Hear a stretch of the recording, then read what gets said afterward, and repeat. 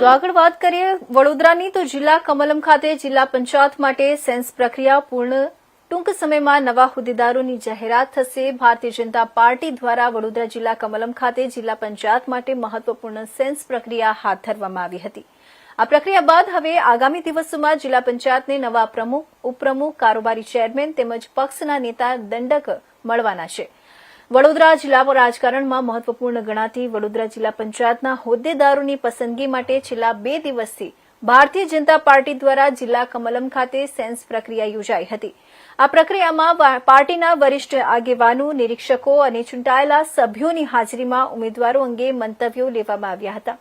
Party સંગઠન દ્વારા દરેક સભ્યોનો અભિપ્રાય જાણી યોગ્ય અને અનુભવી નેતૃત્વ પસંદ કરવા માટે ચર્ચા કરવામાં આવી હતી। આ સેન્સ પ્રક્રિયા પૂર્ણ થયા બાદ હવે પાર્ટી હાઈકમાન્ડ દ્વારા અંતિમ નિર્ણય લેવામાં આવશે। મહત્વપૂર્ણ છે કે આગામી દિવસોમાં વડોદરા જિલ્લા પંચાયતને નવા પ્રમુખ, ઉપપ્રમુખ, કારોબારી ચેરમેન અને પક્ષના નેતા અને તેમજ દંડકની જાહેરાત થવાની છે।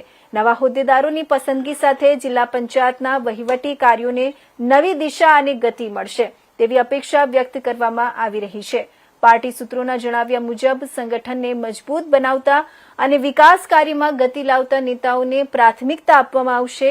હવે સૌની નજર પાર્ટીના અંતિમ નિર્ણય પર ટકેલી છે।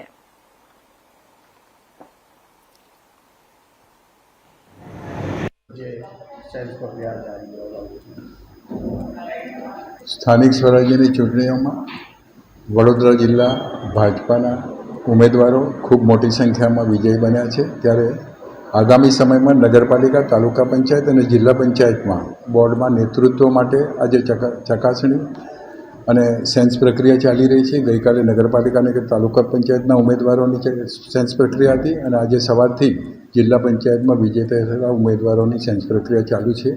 આજે જે કંઈ પેનલો તૈયાર થશે એ પાર્લામેન્ટરી બોર્ડમાં રજૂ કરવામાં આવશે અને પાર્લામેન્ટરી બોર્ડમાં મંજૂરીની મહોર લાગ્યા પછી આગામી સમયમાં જ્યારે પ્રથમ મિટિંગ મળશે ત્યારે આ સર્વે ઉમેદવારી નોંધાવશે અને આગામી સમયમાં ભારતીય જનતા પાર્ટીના બોર્ડમાં નેતૃત્વ કરશે।